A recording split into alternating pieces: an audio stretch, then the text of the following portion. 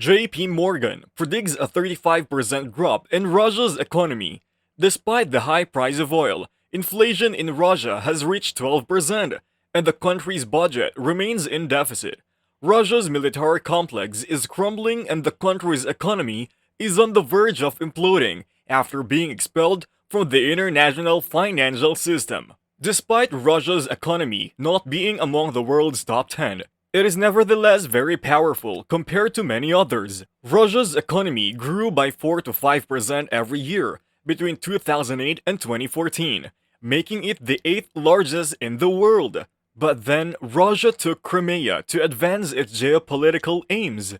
The GDP of Russia plummeted the day after the United States and the European Union imposed sanctions and launched attacks on the country's ruble. Over one night, the value of Russia's GDP dropped by 50%. In just 2 years, it fell from $2.3 trillion to $1.3 trillion. That's the same as if the US economy shrank from $23 trillion to $13 trillion in just 2 years.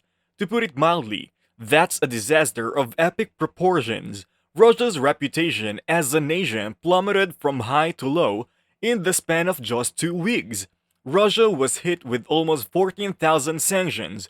Even North Korea was confused. The West has imposed more sanctions against Russia than it has against Iran, North Korea, Syria, and Venezuela combined. On the other hand, Russia's economy hasn't collapsed in its totality just yet, and we know you're wondering why. So, that's what we are going to be talking about here at Investing Path. But before we go on, make sure to hit the like, subscribe, and bell button to stay updated for more of our future content. But besides that, let's begin. Now, globalization has indeed increased its economic integration. The United States, like every other country, needs other countries to thrive. Even though General Motors may assemble your car, its components all come from different countries. The same is true of your mobile device, computer, clothing, airline flight, highway, and so on and so forth.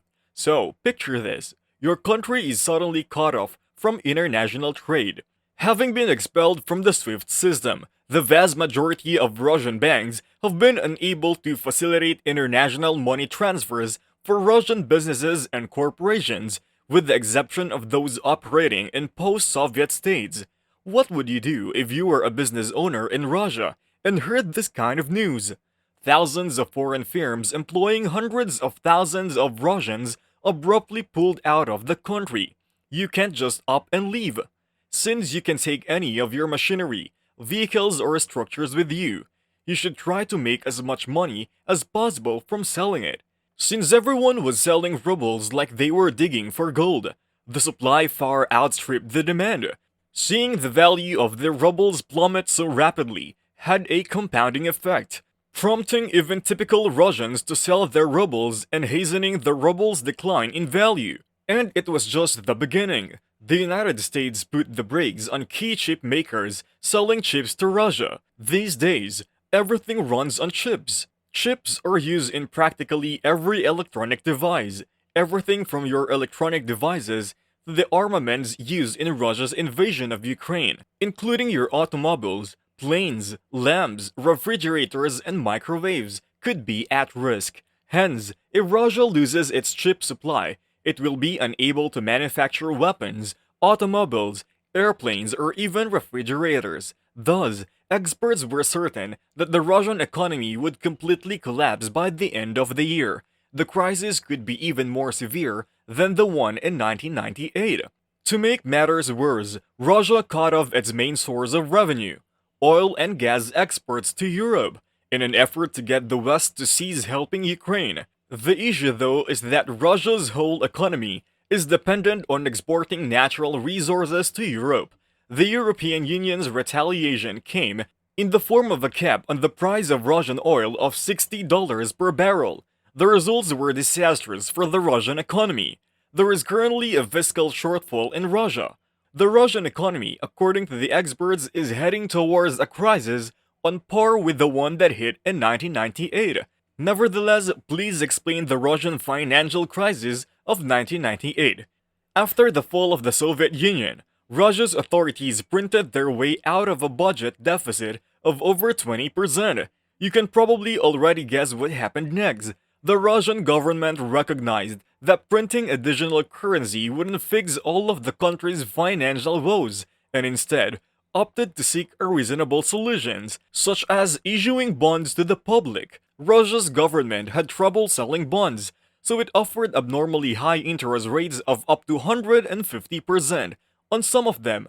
To attract investors, the plan called for government to sell bonds to the public in order to collect funds, which would then be used to reinvest in underutilized Soviet-era enterprises with the hopes of making a profit and repaying bondholders. There is no way that any of these enterprises could generate enough revenue to pay back investors of 150% a year in interest. As a result, the government went to issuing new government bonds to pay off older government bonds and so on, in what amounted to a massive pyramid scam in which it continually raised money to pay off earlier investors. At the last minute, the Russian government sold a third of its commitments to foreign investors and opened the country's market to them. In 1997, a financial crisis swept Asia, causing widespread economic devastation. With oil prices dropping, Russia's government has been left unable to balance its budget and has been forced to borrow heavily to pay its financial responsibilities. Nonetheless, Russia's budget was quickly refilled with money once oil prices jumped in 1999. In the wake of Russia's invasion of Ukraine on February 2022, many experts predicted that the situation would worsen to the point that it would rival the financial crisis of 1998. It's been over a year since the invasion, but as for an update regarding Russia's economy as of now, it seems to be falling apart. Unexpectedly, Russia's market performed much better than projected. The GDP dropped by just 3% instead of 35%. The Russian military complex is still capable of developing sophisticated weaponry, and the Russian ruble has recovered to its pre-war level.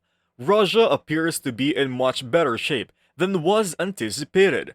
Putin and his crew appear to have been well prepared for this eventuality.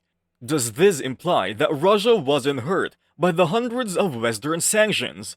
There is some truth to both of these statements. Russia was able to maintain its military and economic might, thanks to the over $100 billion it made from oil and gas sales in the first 100 days of the conflict. Russia clearly made a calculated decision. Russia had been waiting for this moment to launch the invasion, but things did not go according to Kremlin plans, and the country is now embroiled in a drawn-out conflict that it cannot afford to win. The country will not be directly damaged by the sanctions. Russia still possesses a stockpile of automobiles, aircraft, and computer chips, as well as foreign funds, although they had started to dwindle over time.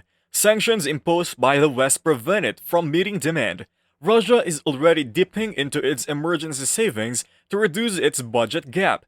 Clearly unprepared, Russia began selling off its foreign reserves to prop up the ruble, thereby transforming its economy into a wartime economy. For instance, because of sanctions, Russia's automotive industry has collapsed to the point where it's making vehicles without safety features like seatbelts and airbags.